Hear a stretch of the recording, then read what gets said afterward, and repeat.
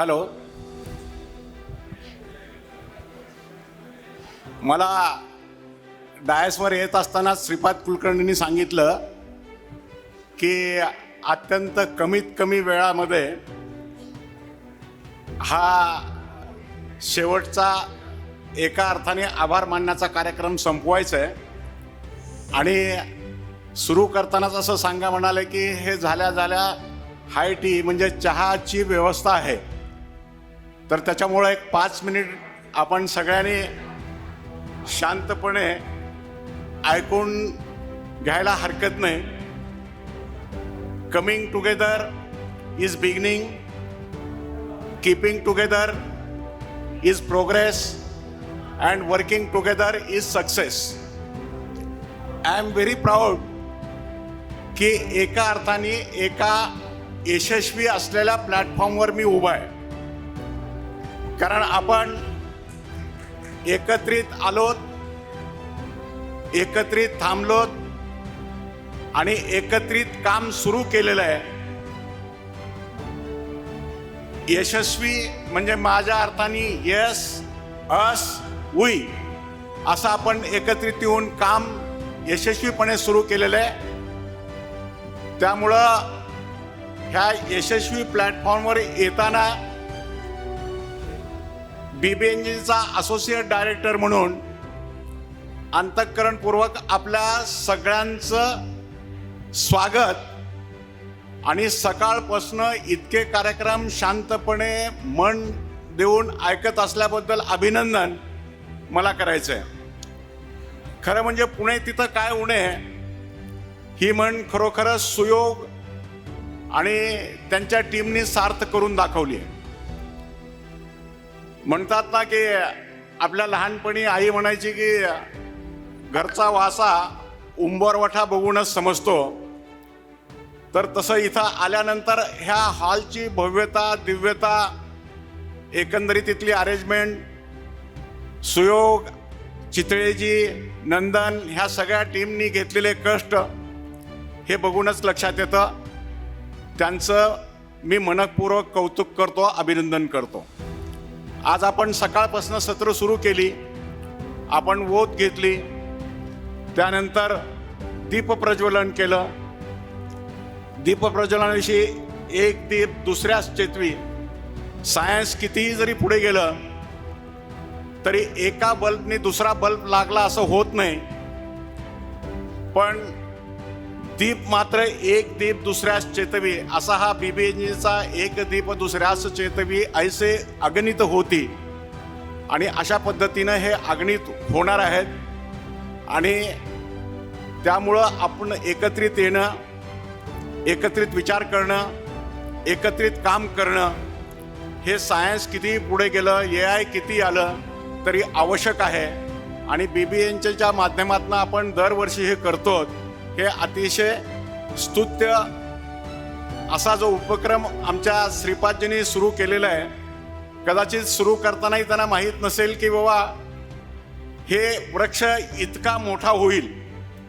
आणि खरोखरच मला सांगायला अतिशय आनंद वाटतो की एक 2-3 महिन्यापूर्वी घाण्यातनं माझ्या एका मित्राचा फोन आला. तिवारी म्हणून त्यांचं नाव होतं. आणि ते मला म्हणाले की तो माझा तसा क्लासमेट होता इंजिनिअरिंगचा. आणि त्यांनी मला सांगितलं की विवेकजी, तुम्ही श्रीपाद कुलकर्णीला पर्सनल ओळखता का? तर मी म्हटलं अरे तू घाण्यात आहेस, तुला घेऊन म्हणजे काय त्यांच्याशी? म्हटलं मी ओळखतो म्हटलं. तर तो म्हणाला नाही, मी त्यांची एक मुलाखत ऐकली आणि तुम्ही नक्कीच ओळखत असाल, कारण त्यामध्ये एकदा तुमचं पण त्यांनी नाव घेतलं होतं असं तो म्हणाला. आणि त्याला ते इतकं आवडलं की हो, एकमेव प्लॅटफॉर्म ब्राह्मण बिझनेस ग्लोबल नेटवर्क ब्राह्मण समाजाचा असं अगदी ठणकावून त्यांनी सांगितलं, असं त्यांनी मला सांगितलं. खरोखर आपण एका अर्थाने खूप पुढे चाललो आहेत. म्हणजे मी आत्ता जस्ट AIला एक प्रश्न विचारला इथं आणि मी त्यांना सांगितलं की किती अभिमानाची आणि आनंदाची गोष्ट आहे बघा की 1200 लोक रजिस्ट्रेशन करून आलेले आहेत. तुम्ही सुद्धा AI ला विचारू शकता, कारण बरेच सत्र आता AI वर सुद्धा झाले. आणि AI ला मी हे सगळा डाटा थोडासा फीड केला आणि सांगितलं की बाबा अशा पद्धतीचे ब्राह्मण असलेले जे छोट्यातला छोटा तो मोठ्यातला मोठा उद्योग करणारे लोक इथं आलेले आहेत, त्यांचं नेटवर्क अशा अशा पद्धतीने असण्याची शक्यता आहे. तर टोटल इथलं नेटवर्क किती असेल आणि ह्याचा प्रॉबेबल बिझनेस पुढच्या 5 वर्षामध्ये किती असेल. तर त्याच्यामध्ये AI नी दिलेलं उत्तर आहे की किमान 12,000 करोड नेटवर्क असलेले लोक इथंच आहेत टोटल. आणि पुढच्या 5 वर्षामध्ये किमान जर ह्याच पद्धतीने अशाच पद्धतीने विचार करून अशाच पद्धतीचे सत्र घेऊन आपण कसं पुढे जायचं, काय करायचं, असा विचार वारंवार करून जर आपण केला तर किमान 1.5 लाख कोटीचा बिझनेस होईल, असं उत्तर AI नी दिलेलं आहे. माझ्या मोबाईलमध्ये मी तुम्हाला वाटलं तर दाखवतो. म्हणजे बघा किती आपली ताकद क्षमता ही निर्माण झालेली आहे. आणि एक छोटं छोटं करत आपण हे मोठं स्वरूप आता धारण केलेलं आहे. असं म्हणतात, एकता अज्ञांकिता हा मंत्र आमुचे अंतरी, युक्तिबुद्धीने सहजपणे दूर करावी जनभ्रांती, संघटनेची स्थिती पहाया रोज जमावे एकांती, महत् कार्य यातून घडावे. हे आपण जे दरवर्षी करतो, इतके लोक एकत्रित येतो, अतिशय मन लावून बरेच आपले ॲनालिस्ट येतात, आपले कामत सारखे, मेधा कुलकर्णी सारखे मोठी मोठी मंडळी आज इथं आले. उदय निरगुडकरजींनी मुलाखत घेतली. मला सुद्धा शिकायला मिळालं की प्रसाद कुलकर्णींनी सांगितलं की मी उधार कोणालाच देत नाही. म्हटलं साला आयुष्यात जर मला जमलं तर इथं यायची गरजच पडणार नाही, मी बाहेर US मध्येच जाईन. कारण आमच्या बिझनेसमध्ये उधारच द्यावं लागतं, कारण आमचा क्लायंटच गव्हर्नमेंट आहे. पण अशा बऱ्याच गोष्टी नव्याने इथं बरेच पॅनल डिस्कशन झाले. मेधा कुलकर्णींनी पण चांगलं सांगितलं. आणि हळूहळू एक मोठ्या पराक्रमाकडे, एक मोठा उद्योग करण्याकडे आपलं ब्राह्मण बिझनेस ग्लोबल नेटवर्क हे वाटचाल करते. कारण कुठल्याही गोष्टीला राजसत्तेची गरज असते.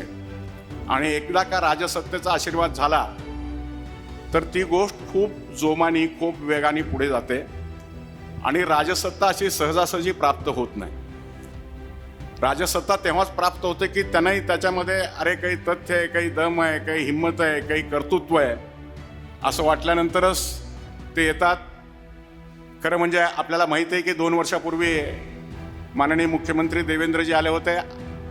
माझं आज सुद्धा बोलणं त्यांच्याशी झाल्यानंतर त्यांनी सांगितलं की मी येण्याचा प्रयत्न करतोय, पण सध्या तुम्हाला माहिती आहे बऱ्याच गोष्टी चालू आहेत, त्यामुळं वेळ मिळेल नाही मिळेल, पण ह्या सगळ्या गोष्टीला पाठिंबा आहे.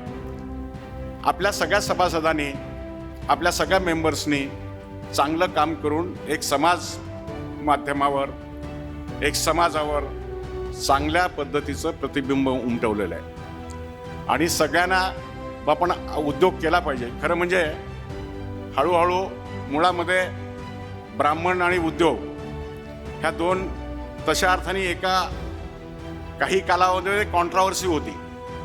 आणि त्याचं कारणही असं होतं. त्याचं कारण असं नव्हतं की आपण ब्राह्मण समाज काही कमी होतो किंवा आपल्याला काही उद्योगाची क्षमता नव्हती किंवा आपल्याला काही कळत नव्हतं, असं नव्हतं. तर अनादिकालापासून हा आपला समाज हा देणार आहे.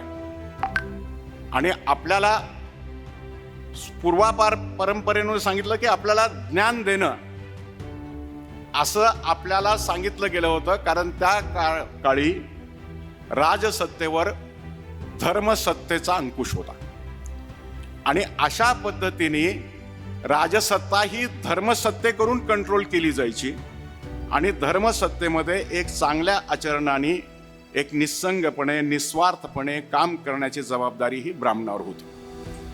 गंमत म्हणून लोक म्हणतात की एक दरिद्री ब्राह्मण, तर दरिद्री हे म्हणजे काही त्याचा निगेटिव्हिटी नव्हती, तर हे त्याचं क्वालिफिकेशन होतं.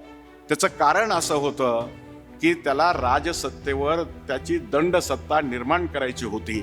आणि राजसत्तेवर काम करत असताना तुम्ही निस्संग असलं पाहिजे, निस्वार्थ असलं पाहिजे, निस्पृह असलं पाहिजे, आणि असे गुण सुरुवातीपासून ब्राह्मणांनी अवगत केलेले होते. त्यावेळेस ती जबाबदारी होती, ती चांगल्या पद्धतीने पार पाडली. हळूहळू काळ बदलला आणि आता मोठ्या प्रमाणात आपण निस्पृह तर राहिलंच पाहिजे, पण दरिद्री न राहता धनवान बनलं पाहिजे, असा आत्ताचा आपली ड्युटी आहे. आणि मला सांगायला तुम्हाला अतिशय आनंद वाटतो की प्रत्येक क्षेत्रामध्ये we are dominating the path of is business. म्हणजे आता सुशीलजी आणि हे इतर मंडळी आणि त्या डॉक्टर सांगत होत्या की मला असं वाटलं की थोडा हा EPC आणि कॉन्ट्रॅक्टिंगचा बिझनेस सोडून पॉडकास्टमध्येच यावं की काय, इतकं पोटेन्शियल आहे. तर प्रत्येकजण इतक्या पद्धतीने आपल्याला इथं चांगलं गाईड करणारे, इतके चांगले सेमिनार देणारे, जसं सकाळी कामतजींनी सांगितलं, उदयजी आपल्याला नेहमीच प्रेरणादायी सांगत असतात, ते मुलाखत घेत असतात. त्यांनी खूप चांगली मुलाखत घेतली आणि आता खरोखरच आपल्याला जसं पूर्वी राजसत्तेवर धर्म आचरणातून जे अंकुश ठेवायचा होता, तर आता आपल्याला उद्योग करून ह्या उद्योग क्षेत्रावर, ह्या इकॉनॉमिक्सवर खूप चांगली सत्र झाली. आणि बघा, आपण सुरू केलं तसं एखादा कुठला अध्याय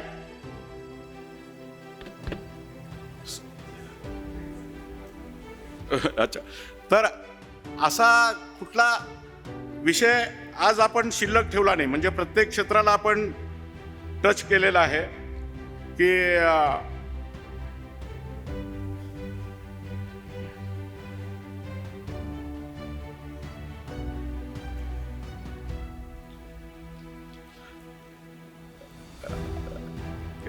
हॅलो, काय तुमची सूचना?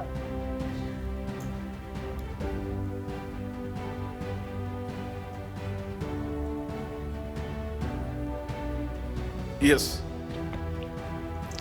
असं आपण आज सकाळपासून बऱ्याच विषयावर मंथन केलं. म्हणजे बरेचदा, आणि आता आपली जबाबदारी कशी आली बघा. तुम्ही अजिबात आपण संख्येने कमी आहोत ह्या गोष्टीची तुम्ही जिकर सुद्धा करू नका, उलट त्याचा अभिमान बाळगा. त्याचं कारण असं आहे की एक जन्मजात आपल्यावर अत्यंत चांगले उद्योजकाचे संस्कार झालेले असतात. आपल्याकडे घरी शिकवलं जातं की मोठ्या माणसाला नमस्कार करावा, आणि उद्योगामधली किती मोठी पॉलिसी आहे बघा बरं. नमस्कार करावा याचा अर्थ काय की मोठ्या माणसाला आदर दिला पाहिजे, आणि नमस्कार करताना आपोआप आपला इगो नाहीसा केला पाहिजे. आणि हे धंद्यातलं पहिलं प्रिन्सिपल आहे की जोपर्यंत तुम्ही तुमचा इगो बाजूला ठेवत नाही, तोपर्यंत तुमचं धंद्यामध्ये चांगल्या अर्थाने पदार्पण, मोठं यश मिळू शकत नाही. लहानपणी आपल्या घरी श्लोक शिकवतात. रामदास स्वामीचे श्लोक आपल्याकडे घरी शिकवतात की राखावे बहुतांची अंधरे, भाग्य येते तदनंतरे. हे आपल्याला लहानपणी ब्राह्मण कुटुंबात शिकवलं असतं. का शिकवतात तर आजचा HR काय म्हणतो, आपण इथं जमलोत कशा होती, ज्याची कनेक्टिव्हिटी जास्त त्याचा बिझनेस जास्त, ज्याचा बिझनेस जास्त त्याला पैसा जास्त. आणि आत्ता एका अर्थाने चांगल्या पद्धतीने नीतिमत्तेने अधिकाधिक पैसा बिझनेस करून आपण कमावण्याची जबाबदारी आपल्यात आलेली पाहिजे. आलेले आपण ते करतोय, चांगल्या रीतीने पार पडतोय. खरं म्हणजे श्रीपाद कुलकर्णी आमचे खूप जुने जवळचे मित्र आहेत, त्यांचं अभिनंदन, कौतुक, आभार. काय म्हणावं काय बोलावं मला समजत नाही, कारण एक अतिशय स्तुत्य कार्यक्रम. बरेचदा असं होतं की समोरचं मॉडेल हे चांगलं दाखवायला असलं की लोक काम करायला प्रेरित होतात.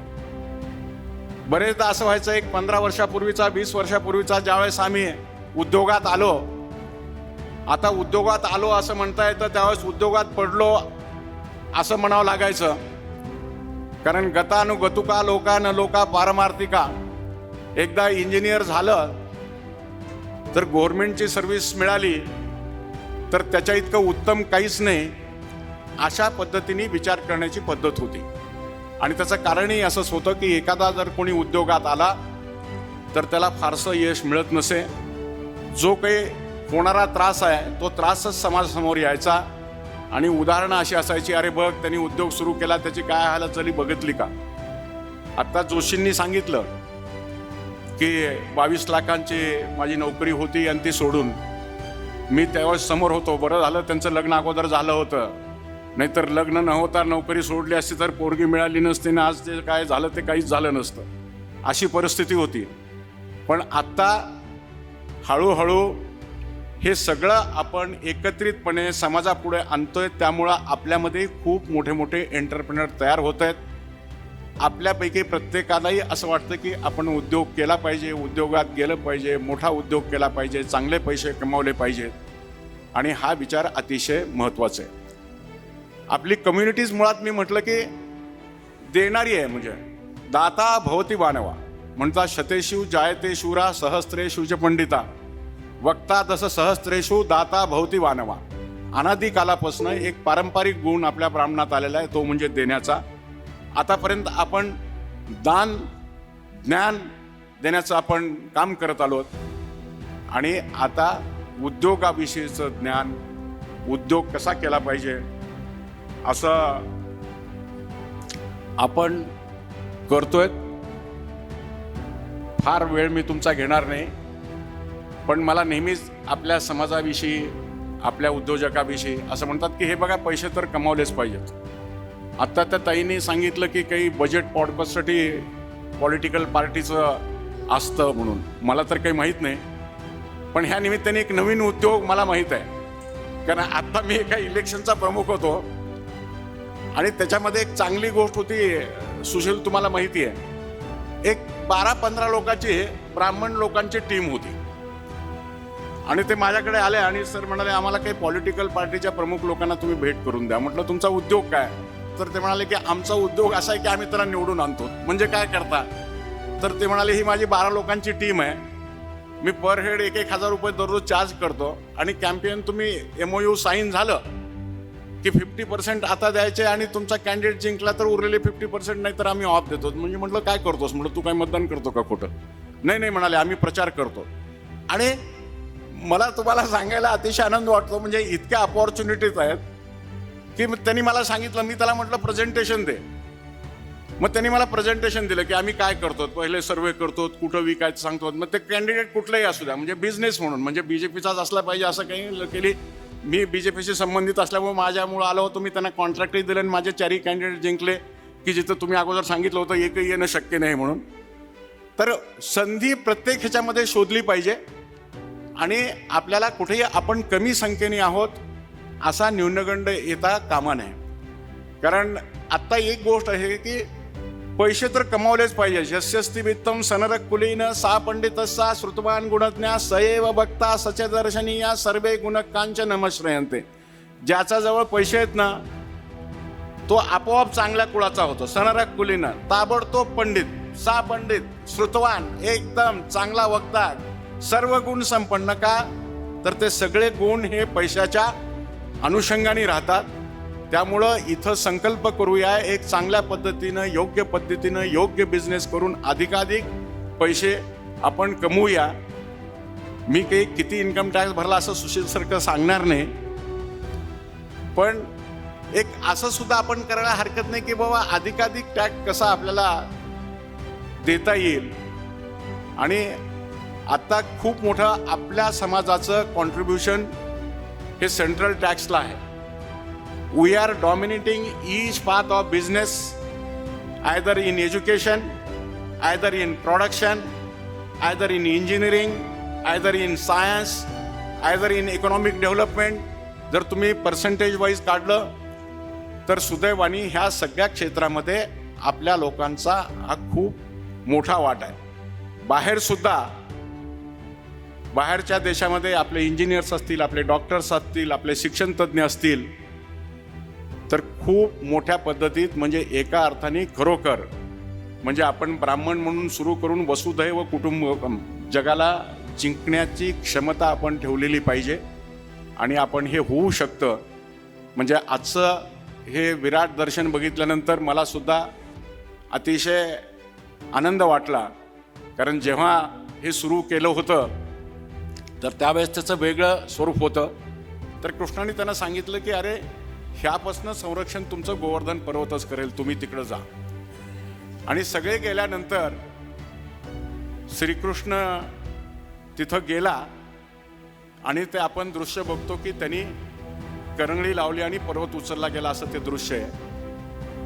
एक श्रीकृष्ण गेला आणि सगळे सवंगडी त्याच्या बाजूला आले आणि त्या एकामुळं त्याच्या पुढचा एक आला, दुसरा आला आणि पर्वत उचलला गेला. तर त्या एकचा श्रीकृष्ण होता. समजा तो नसता, त्याला बाजूला केलं तर बाकी शून्य होते आणि त्याला ॲड केल्यानंतर एकावरचं 0 10, दुसरं 0 100, तिसरं 0 1000, चौथं 0 10,000 आणि असं अर्थमॅटिकल प्रोग्रेशन झालं. तर आपणही तसंच आहोत. आपण एक आहोत. तर आपण नसलो तर बाकीच्याला 0 अर्थ आहे असं समजा. आणि आपण एक असलो आणि असं एकत्रितपणे आलो तर त्याच्या मागचं जॉमेट्रिकल प्रोग्रेशन एक शून्याने जरी वाढलं तर ते जॉमेट्रिकल प्रोग्रेशन 1000, 10,000, लाख, कोटी असं होतं. तर त्याच्यामुळं आपण संख्येने कमी आहोत असं बाळगण्याचं कारण नाही. आपल्यामध्ये सगळ्यांचं ते क्षात्र ते जागृत करण्याची क्षमता आहे, परिपक्वता आहे, ती योग्य दिशेनं नेण्याची क्षमता आहे. आणि ह्याच्या अनुषंगाने मला अतिशय आनंद वाटतो की आज ज्या पद्धतीचे वक्ते, ज्या पद्धतीचे पॅनलिस्ट, ज्या पद्धतीचं विचाराचं संक्रमण हे उद्योग करण्याच्या दृष्टिकोनातनं अतिशय परिपूर्ण अशी चर्चा झालेली आहे. आपल्या प्रत्येकाला इथून घेऊन जाण्यासाठी भरपूर काही आजच्या चर्चेतनं मिळणार आहे. एकमेकाला भेटल्याने, एकमेकाला सांगितल्याने, एकमेकाला विचारल्याने बरंच त्यातलं दुःख हाल होणार आहे. आणि खरं म्हणजे मी फार पूर्वीपासून श्रीपादजींशी एक म्हणत होतो की इथं आता एक फार चांगली गोष्ट आहे की सुरुवातीला गमतीने थट्टा करायचे लोक, अरे तुमचा काय ब्राह्मण बिझनेस ग्लोबल नेटवर्क म्हणता पण ते लोणचे पापडाच्या वर बिझनेसच येत नाही. पण मला तुम्हाला सांगायला अतिशय आनंद वाटतो, उद्या आपण एक उद्योग कौस्तुभ देतोय श्रीकांत बडवेंना, ज्यांनी काही 1000 कोटीचा करून पहिल्या 10-20 लोकांमध्ये देशातल्या त्यांचा नंबर आहे. मागच्या वेळेस ते आपल्या प्रमुख पाहुण्या होत्या सुप्रिया बडवे. तर पण छोटी छोटीची बिझनेस आहेत तर त्यांना इन्स्टंट पैसे जर मिळाले तर खूप मोठे बिझनेस हे आजारी पडण्यापासून वाचतात. आणि मी स्वतः ह्या विषयामध्ये खूप दिवसाचा विचार करतो आणि आत्ता एक आपण अशी योजना करतो की बाबा 25 लाखापर्यंतचं कर्ज आपल्या इंटरनल फंडिंग पासनं देता येईल असा आपण एक विचार करतोय. त्यातनं सगळ्यांनी कॉन्ट्रीब्युशन करून कसं आपल्याला त्याचं चॅनलाइज करता येईल, रेग्युलराइज करता येईल असा विचार करूया.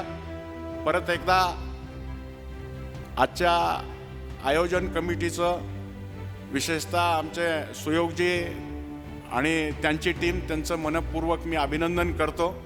आणि फारसा तसा थोडा वेळ झालेला आहे पण आता पुढचा अधिक न घेता आपल्याला चहाला जाण्यासाठी परवानगी देतो. धन्यवाद.